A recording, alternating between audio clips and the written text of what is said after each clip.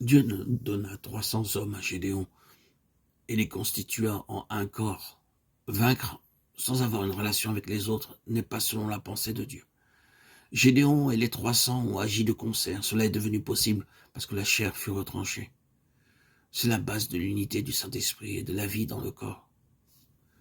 Ce qui est relaté dans le Nouveau Testament est en rapport avec un assemblage et non pas avec des œuvres. Les 300 livrèrent bataille et tous les enfants d'Israël sortirent pour poursuivre les ennemis. Les 300 travaillèrent et tout le peuple récolta. Nous vainquons et tout le peuple est fortifié. Rappelons-le, ce n'est pas pour nous-mêmes que nous tenons dans le lit du fleuve, mais pour l'Église dans son entier.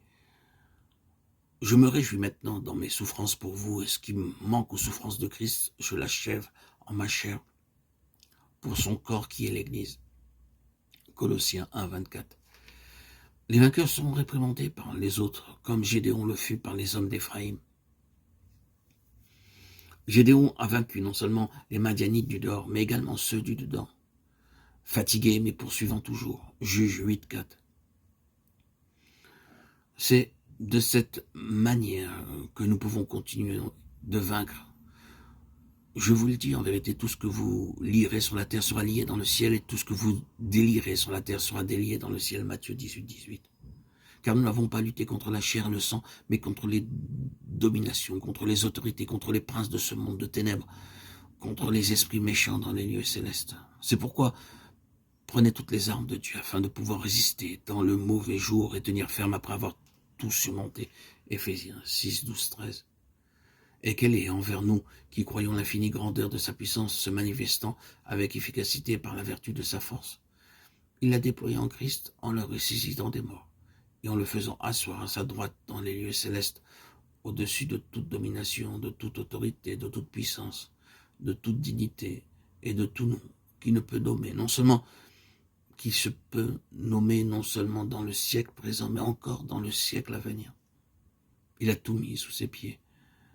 Et il l'a donné pour chef suprême à l'Église qui est son corps, Éphésiens 1, 19, 22. Il nous a ressuscités ensemble et nous a fait asseoir ensemble dans les lieux célestes en Jésus-Christ. Éphésiens 2, 6. Je vous le dis, en vérité, si quelqu'un dit à cette montagne, ôte-toi de là et jette-toi dans la mer, et s'il ne doute point en son cœur, mais croit que ce qu'il dit arrive, il le verra s'accomplir. C'est pourquoi je vous dis, tout ce que vous demanderez en priant, croyez que vous l'avez reçu, et vous le verrez s'accomplir. Marc 11, 23, 24. Les vainqueurs doivent apprendre à exercer l'autorité de Christ dans la prière. La prière dans l'Écriture n'est pas seulement une requête, bien plus, elle est l'expression de l'autorité. Ordonner avec autorité, voilà ce qu'est la prière.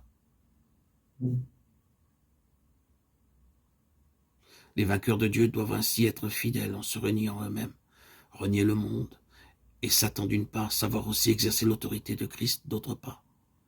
Nous devons permettre à Dieu de nous briser par la croix, afin de pouvoir nous tenir humblement devant lui. Il nous faut vaincre Satan en exerçant l'autorité de Christ, en vue de la victoire. La prière d'autorité n'est pas une demande, elle signifie ordonner. Il y a deux sortes de prières, la requête et le commandement. Commandez-moi, Ésaïe 45, 11. Nous avons la permission de commander Dieu pour que les choses s'accomplissent. C'est la caractéristique de la prière d'autorité.